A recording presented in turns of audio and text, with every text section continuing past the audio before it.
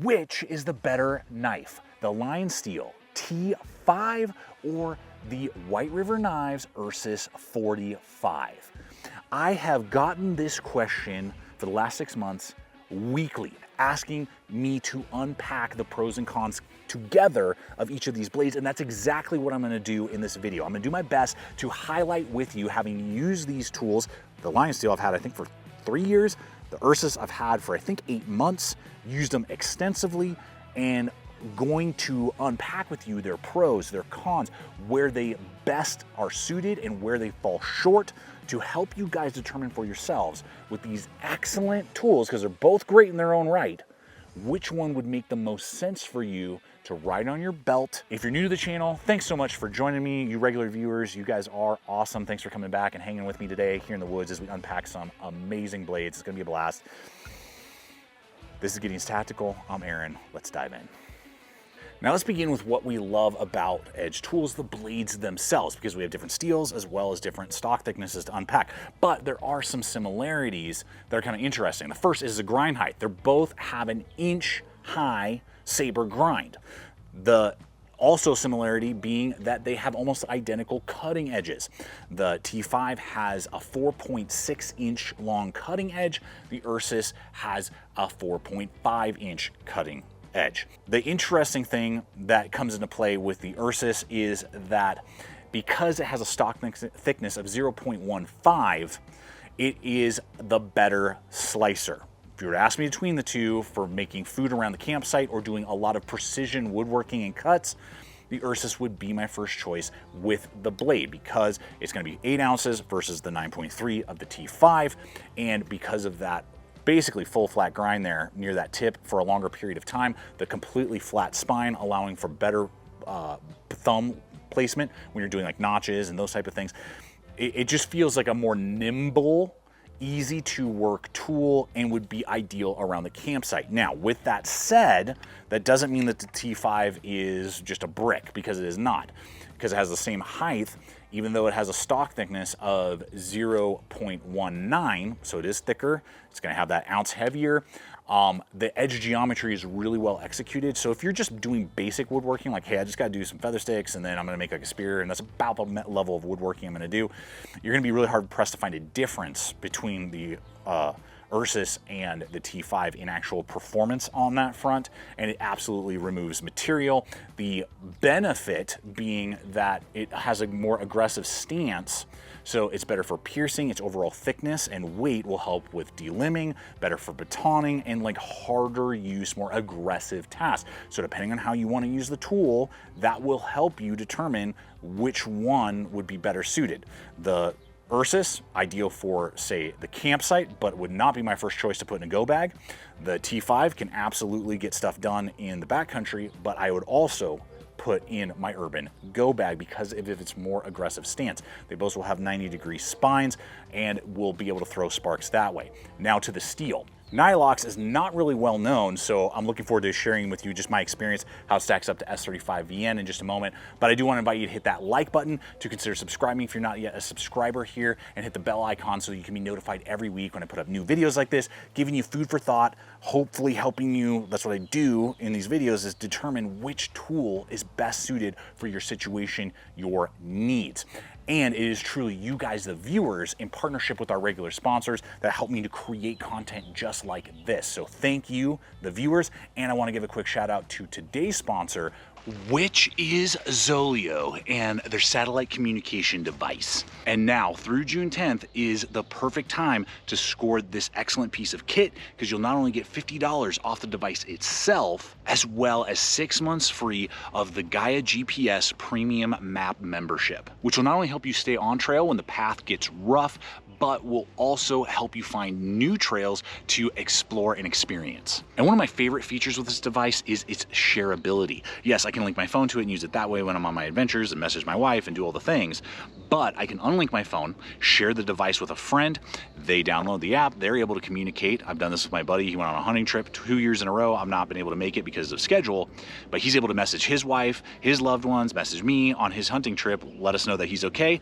Then when he comes back from the trip, he unlinks and I resync it with my phone. That level of shareability is amazing. And along with that versatility, the must-have feature of the SOS button, knowing that if I ever get in emergency situation, I can push that button and I will be in contact with first responders worldwide. They will get my GPS coordinates and I can be able to communicate with them through my phone to let them know what the emergency is and what the situation may be so that they are prepared when they get to my location to address the situation right away. And that's just the tip of the iceberg of the different features and capabilities that this ZOLEO device offers. So I'm going to have a link in the description box below over to their website where you can explore all those capabilities along with the different subscription plan levels that will be able to fit in any budget so that you can begin having this peace of mind when you go exploring this summer. Now, both S35EN and Nylox are stainless steels. Now, I have tons of blades in S35EN. Lots of people are familiar with it. I really enjoy it on my field knives because it has a good blend of edge retention, durability, and ease of resharpening. So it's not going to win any awards on any of those fronts, but it really is kind of that jack of all trades stainless steel that's better than a lot of older stainless from, say, 10 years ago. Now, Nylox is an interesting animal. When I did some research, it seems to have some roots in the D2 steel family, sharing some properties that like Sleipner, however you want to say it, has, but then they add some other material to it to help with rust resistance and toughness and durability and all that. So it's this kind of interesting blend that we just don't see that often. Now, I'm just sharing with you my personal use, having used this blade in sub-freezing temperatures, taken it all over the country in different trips and different, when we were RVing and all the different things. I've just really put it through its paces. Here's my take. Nylox holds a better edge than S35VN. I don't see any difference in durability. Now, part of that may be because it has a thicker stock, but I have put this through the ringer and had no issues, no bending, no chipping, no damage. Like in that sense, you know, that would make you concerned about durability on the Nylox.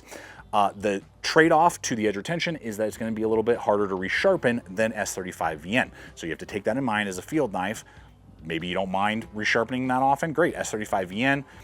If you would prefer to not have to do that often, Nylox is kind of the way to go. Outside of that, I don't really see a lot of difference between the two steels. So you're trading edge retention for really easy resharpening. That's literally what you're trading between these two steels and these two blades. But that's my experience and my mileage. Leave a comment below if you own both of these knives or have had experience with these type of steels, and how have they been performing for you, not only in durability, edge retention, and resharpening. Now, there's a major contrast in value between these two knives, and that can potentially really tip the scales one way or the other for you.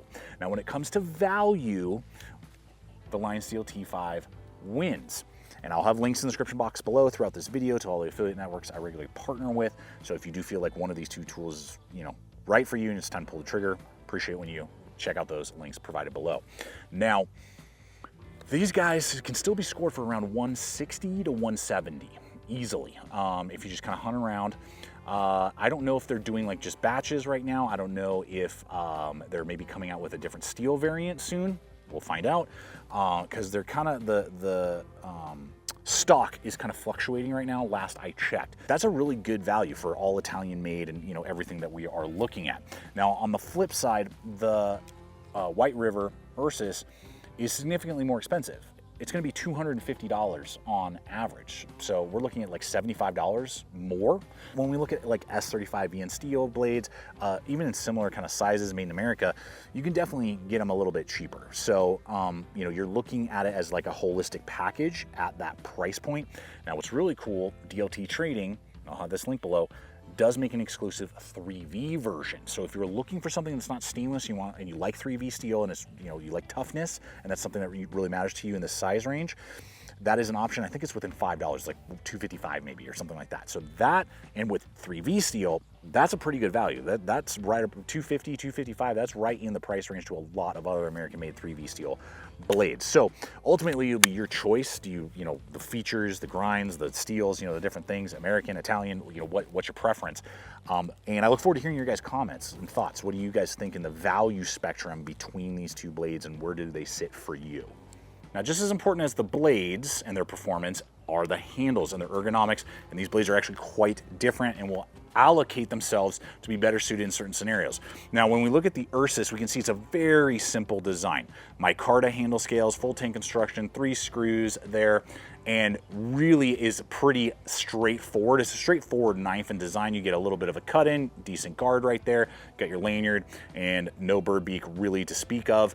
And it lends itself, because of its fullness, to feel great in the hand for an extended cutting task. Again, going back to the idea of like woodworking, camping, you know, carving, those type of things, you're able to do different reverse grips very easily and have a good level of control, not sacrificing anything like in hot spots and stuff like that. The area that it does sacrifice is in traction. There's no jimping, the guard is somewhat shallow, and the micarta is pretty, it's not polished, but it's not very tactile. So this wouldn't be, again, first choice for stabbing, or if you just like a really aggressive locked in grip. It feels a little bit more like a puko than it does a tactical knife. That's where the T5 comes in. It has a singular piece of micarta. These are not slabs glued together or anything. This is a chunk of micarta that they canoed. They dropped the tang in, put 2 bolts in there, and lock it into place. Never had any wiggling, loosening up, anything like that. Really sits in, and it's just a cool feature. And then you're gonna get an exposed tang out the back, so you could do some non-lethals. You're gonna get a little bit of a bigger bird beak, a crown spine, doesn't create a hot spot or anything like that.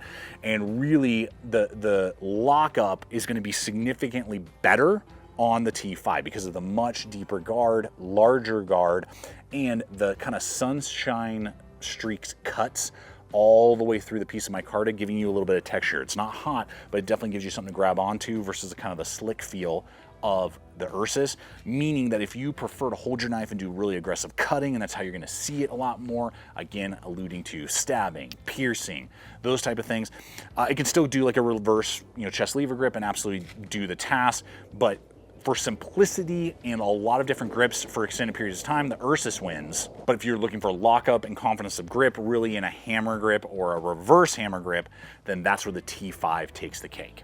Let's look at sheaths, and in their own right, for their own materials, they are really well designed, but there are definitely some limitations on both. Let's begin with the LIONSTEEL. This one is leather, it is double stitched. I've never had an issue with it. It's got great large belt loop that rides rather low, which I kind of like the gunslinger ride, and it is made in Italy. You are going to get PALS webbing leather attachment as well, so you could put this through PALS webbing and molly it to a pack or something like that, or a chest rig if you wanted to. It does have a button snap right there.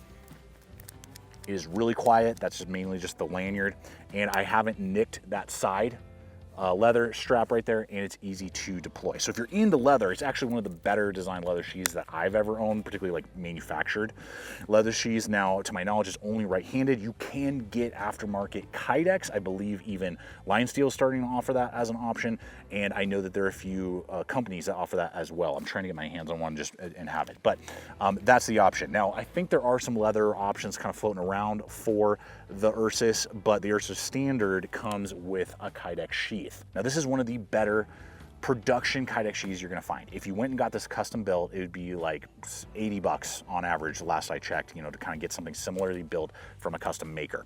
So what you're getting is a thumb ramp, easy to deploy. It does have a slit that you can put a Chicago screw on. The new URSUS Cub does have the screw to add tension, so you could like lock it down so you could have it upside down and it won't fall out. It's gonna come with a matching fire steel to whatever handle you get. It is ambidextrous. It does have the kydex attachment that you swap, and then it has a button snap leather dangler. So I mean, for belt carry, it's fantastic. And then if you want to do more of like attaching it to your shoulder strap or something like that, all you need is a Bladehq lock, and you go that route. So to button it all up, the URSUS 45 takes the cake when it comes to a dedicated camp knife for camp tasks, but it definitely would not be the tool that is more crossover capable. It's not a jack of all trades. It really excels in that area, but lags in aggressiveness and in durability, and wouldn't be my first choice for a lot of more urban, go bag, or just crossover capable tasks. The T5 can absolutely hold its own at the campsite, and I've used it on many camping adventures, but is much more crossover capable to go in a go bag, to run on a battle belt, and also go camping with. And I believe like it can do all of those tasks well, and at the end of the day, you're gonna be pleased with your knife. So that's kind of where I sit with them. They're both excellent, excellent tools depending on how you use them and really what you want to experience and what's your budget. So I hope that this video has been fun and entertaining, answered many of the questions that you guys have had, that you've been asking me. If you have some more that I didn't touch on in this video, please leave a comment below. I'll do my best to answer, and I appreciate you guys hanging with me today. I invite you to check out the other video popping up, and again, subscribe if you haven't yet. And until next time, always remember to stay equipped, stay prepared, and I'll see you out there.